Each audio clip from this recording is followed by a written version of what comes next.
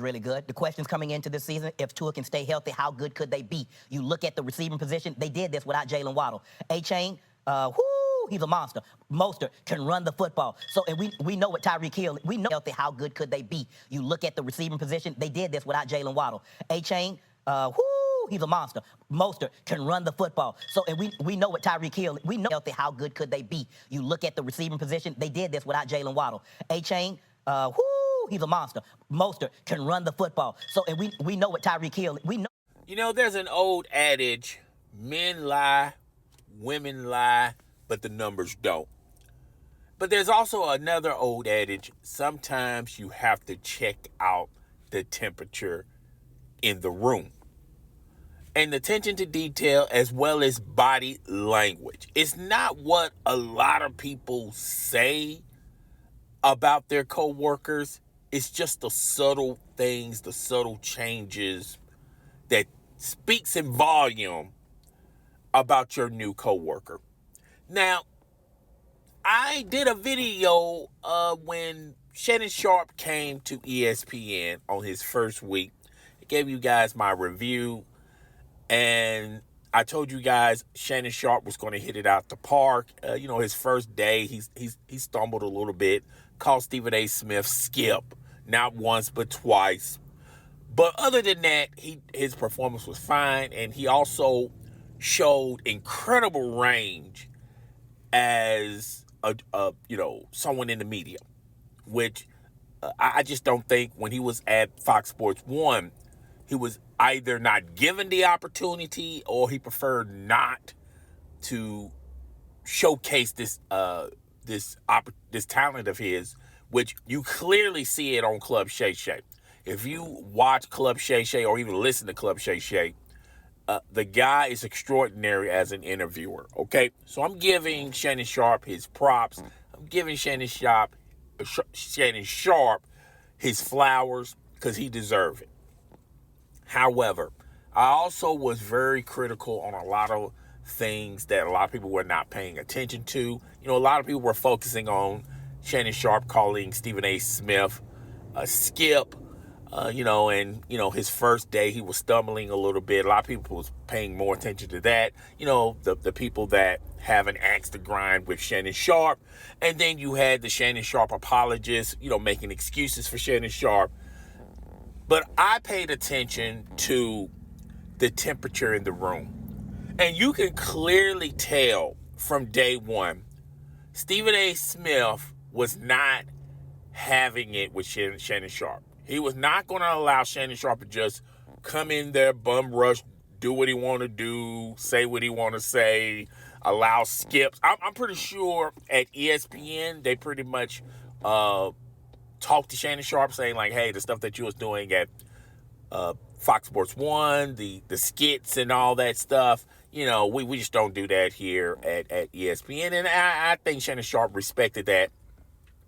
But you can clearly tell on that day one show, Shannon Sharpe was trying to placate to the people in the studio, to Molly, and to a certain extent, Stephen A. Smith, and nobody was not having it. All right, everyone was kind of firm on their stance, and you can see that Shannon Sharpe tried those first 2 days, and I said that in the video. Now, the reason why I played that clip, the first 40 seconds of this video, is to give you guys an understanding that there may be a little trouble in paradise between Stephen A. Smith and Shannon Sharpe. Now, why did I say all that stuff earlier? Well, we're about to get into it. If you paid attention, not to Shannon Sharpe's monologue, not to what Shannon Sharpe was saying, but if you paid attention, you can hear his alarm on his iPhone go off. Why would Shannon Sharpe have his alarm go on in the middle of a live presentation? What was he timing for? Was he timing for them to come back from commercial? Was he timing? Did he set the alarm and forgot that he had it on from over the weekend. I'm pretty sure all the Shannon Sharpe's apologists, I'm pretty sure Shannon Sharpe's going to go to social media. Probably when this video is already uploaded, they're going to have all these excuses why that alarm was on. It was a harmless thing. It won't happen again. It was just like him calling Stephen A. Smith Skip twice, on his first day at ESPN First Take. But you can clearly tell that Shannon Sharpe is timing himself for something, and it has more to do with the show. I think there was parameters in place between him and Stephen A. Smith. I think at first Stephen A. Smith was placating to a lot of stuff Shannon Sharpe was doing. Since he's the new guy at First Take, he allowed Shannon Sharpe to have freedom and flexibility. But if anybody have worked with Stephen A. Smith, and there have been a lot of ex-employees that used to work with Stephen A. Smith, they know Stephen A. Smith runs First Take. And he's going to allow you, he's going to allow you to do what you want to do, but eventually he's going to bring back everything. He's going to snap everything back to his schedule. And I think the reason why he had the alarm in place, it was because he was timing himself either from either for this debate or for the next debate. So you can already clearly tell that Shannon Sharpe is being timed for when he gets to talk.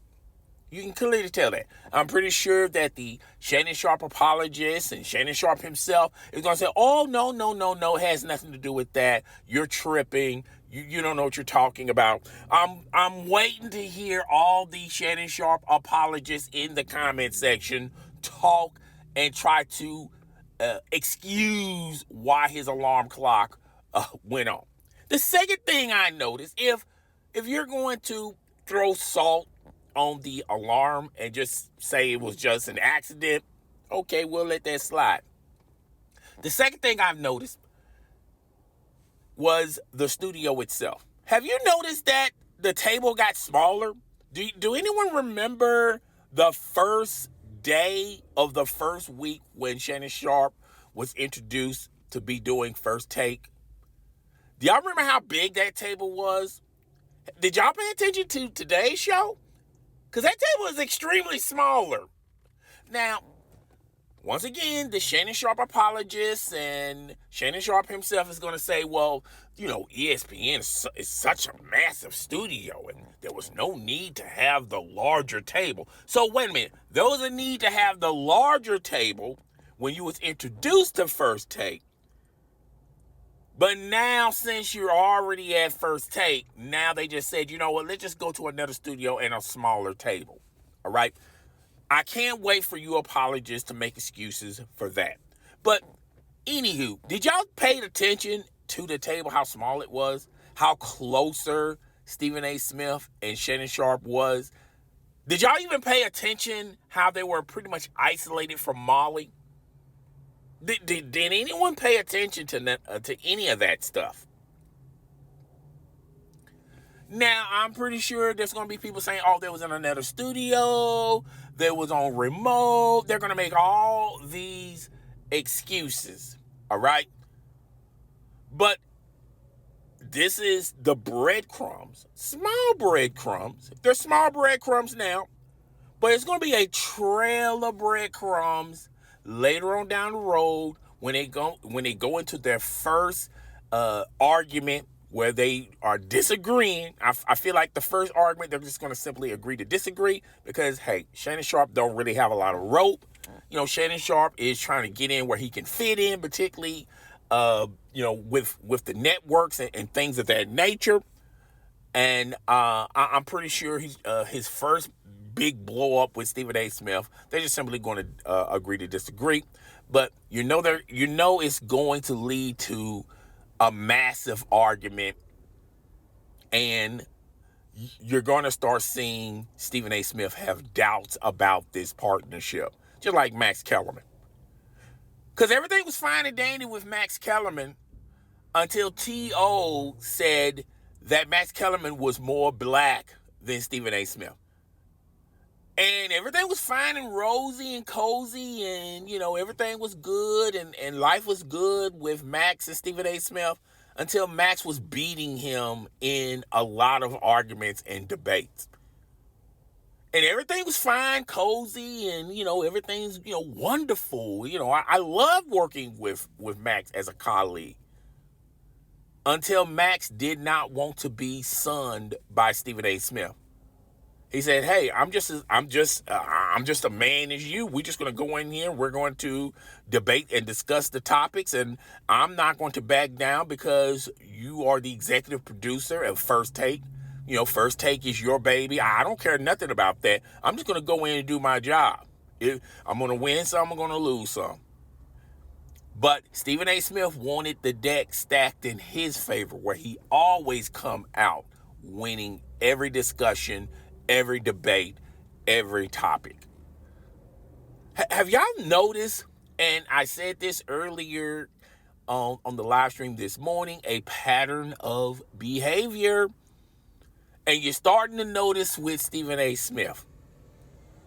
When he doesn't get his way, he no longer wants to work with you. How long you think two alphas, let's get this straight, to all the Skip Bayless, to all the Shannon Sharpe apologists and the Stephen A. Smith apologists, and I know Skip Bayless is the guy you love to hate. I don't really hate Skip Bayless, but I don't necessarily agree with everything Skip Bayless says. But that's neither here nor there. But you got all these people saying that Skip Bayless walked Shannon Sharpe out of Fox Sports 1. Fox Sports, and I believe that Fox Sports 1 fired Shannon Sharpe, but that's neither here nor there. But it's going to come a day. What are y'all going to say when this does not work out with Shannon Sharpe and Stephen A. Smith? Are y'all going to start going back are y'all still going to call Stephen A. Smith Stephen A. Snitch? Are y'all going to still call Stephen A. Smith the C word? I'm not going to never call a black man that C word. Y'all can say that on your platforms. No, I'm not going to do that. No matter if I disagree with Stephen A. Smith, I'm never going to say the C word. But Stephen A. Smith have done a lot of shady stuff, but I don't think it's deserving to call him the C word, okay? But what's going to happen when this does not work out? You got two alphas that's known to take over spotlights, that's known to take over shows. You got them in one show. Now, ESPN is thinking with this.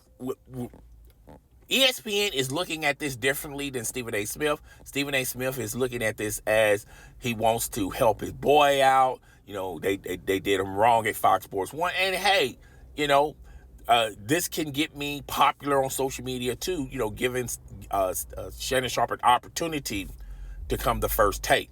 It doesn't hurt him as well. But ESPN is looking like down the road, like 2 years down the road, when Stephen A. Smith's contract's up, and then Stephen A. Smith tries to big boy ESPN and say, "Hey, y'all got to give me another big time contract, because I'm pretty much carrying ESPN. Nobody is watching ESPN. If it wasn't for me, no one would be watching ESPN." And he's not going to be able to have that same excuse. And ESPN, and Stephen A. Smith, I don't know if he knows. He's a smart guy. I'm pretty sure he knows this. But let's just say 2 years down the road, Pat McAfee just hits it out the park with ESPN. Like, he's the new face of ESPN. And let's just say, hypothetically, Shannon Sharpe gets extremely popular for working at ESPN.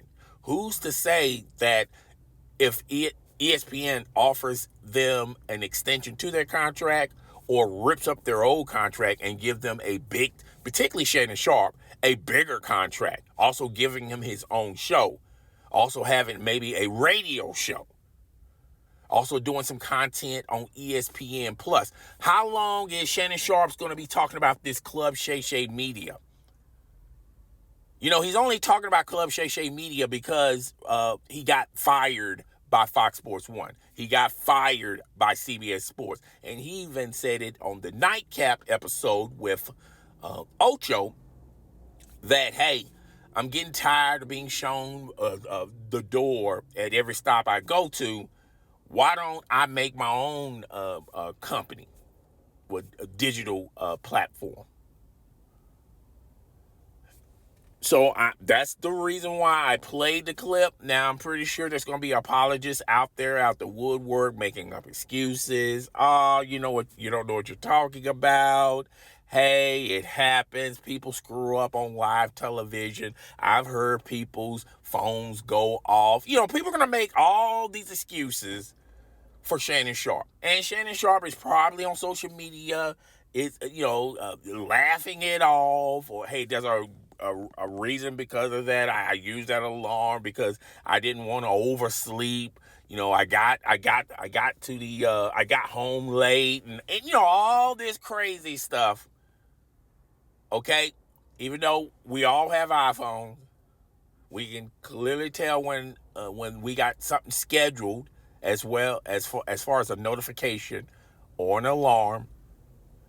And it just, Shannon Sharpe's iPhone is different from everyone else's iPhone. But y'all can go in the comment section, say I'm tripping. Y'all can go in the comment section, say I don't know what I'm talking about. Y'all can go in the comment section and say, oh man, I think it's not a big deal. Y'all can make y'all excuses, comment in the comment section. But I'm telling you, this video is going to be archived. And this video is going to stay up, because the day is coming when Shannon Sharpe and Stephen A. Smith cannot coexist together. Okay? And if you think Shannon Sharpe and Skip Bayless was one for the ages, could you imagine those two loudmouths, those two alphas, those two big heads, who think they're the greatest thing since sliced bread, when they blow up? Oh, all hell's going to break loose. But I think ESPN is smart.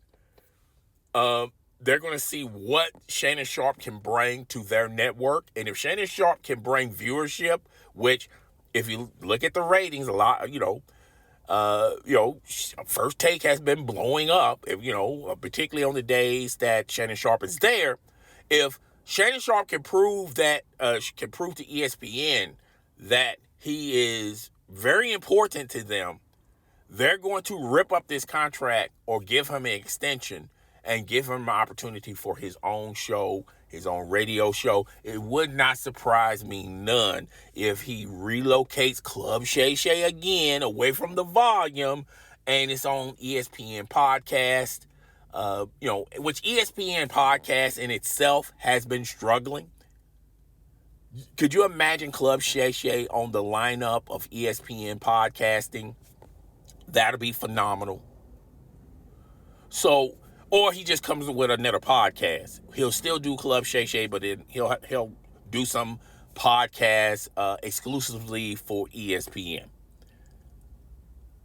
So down the road, this could be very beneficial to Shannon Sharpe if he plays his cards right. And this could be very beneficial for Pat McAfee. And ESPN is looking at this as, we got to find someone, because Stephen A. Smith is not going to work here forever. ESPN knows that Stephen A. Smith can't keep the lights on at ESPN much longer. And they're hoping that Pat McAfee blows up, which I think he is. And I think they want to see what they got with Shannon Sharpe. And I think I think Shannon Sharpe is going to be phenomenal for ESPN. But I'm telling you, I've said this on that first video on the first day Shannon Sharpe was there. I talked about his first day. And yeah, I talked about him calling Stephen A. Smith Skip. But I also talked about other subtle things that a lot of people wasn't paying attention to. So, hey, guys, let me know in the comment section. I'll see you guys when I see you, deuces.